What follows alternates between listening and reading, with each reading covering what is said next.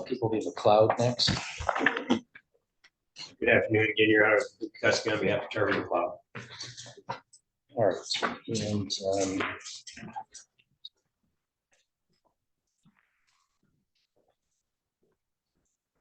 right, this is file 23-748FH.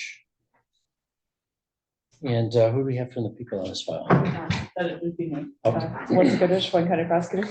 All right, and we're here for a docket call and also then a contempt hearing for failing to appear. But I do note that there was an absconding case filed in that matter. So Mr. Kukuski, do you know how Mr. McLeod wishes to proceed today? Well, Your Honor, we're not resolving this matter at this time. We'd ask that the hearing be continued at this time as well, given the new charge in that matter. So I do see that the new charge is set for an arraignment on September 10th it was at 10 a.m. You want us to continue this to the same date and time? yeah, Your Honor, that'd be fine. Okay, so let's continue this to a docket call to September 10th at 10 a.m. And we'll have the contempt hearing, same date and time. And that'll be the same time as the arraignment on the absconding charge as well. All right, anything further from the defense? Briefly, Your Honor, I did want to request from the court a consideration on reinstating Mr. McLeod's bond.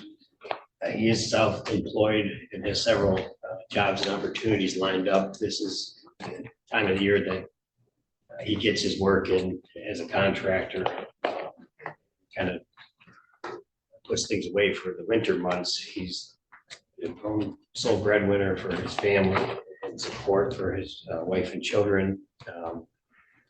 He's obviously no longer listening to outside forces and taking bad advice. He's now retained counsel. To my knowledge, he had no failures to appear. He did fail to appear one time, which led to his incarceration and his sitting and bond being revoked.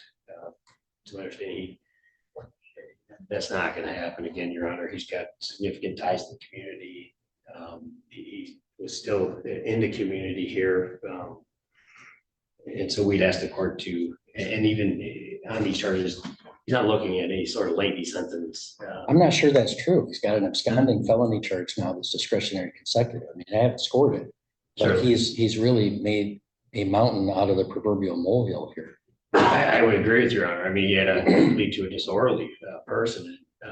Certainly, that's gone to the wayside at this time. But we're just asking for the court to look at all those factors and weigh that into considering a release on bond again, Your Honor, and not to, I guess, hold. He's listening to bad advice, which he's not doing anymore against him, and come down from a place of anger, but to allow him the opportunity again. Thank you. Thank you, Ms. Gooders. People's position. Your Honor, my concern would be the pending absconding and his demonstration on bond of failing to appear. He has had the benefit of previous counsel throughout this case. I'm glad that he has retained counsel and appears to be communicating with that attorney.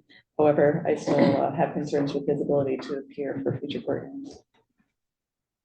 All right. Well, I mean, last time when I was here, I noted that we had gotten mail back from Mr. McLeod. A second one came back that I guess had been kind of lingering. And again, just for the record, when he was purporting to represent, when he was representing himself, then he refused mailing from the court. I have a second mailing back from the court.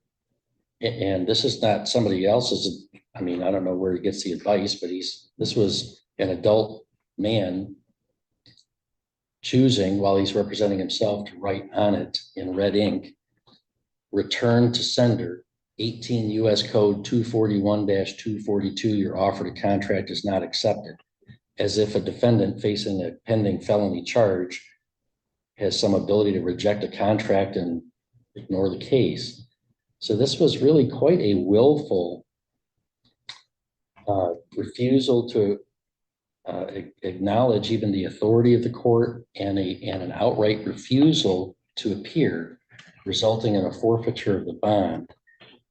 And I mean, when people are facing a felony case, even though this wasn't the most serious felony case that we see, it is nonetheless serious. It's in the circuit court, court of general jurisdiction. People don't just get to opt out of that and say, I don't think the courts have any authority over me. Well, guess what? They do.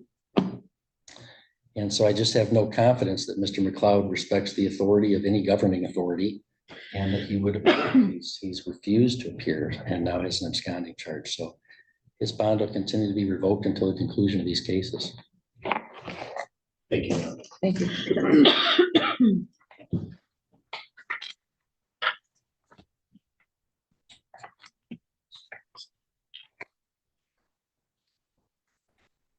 See somebody from the France firm.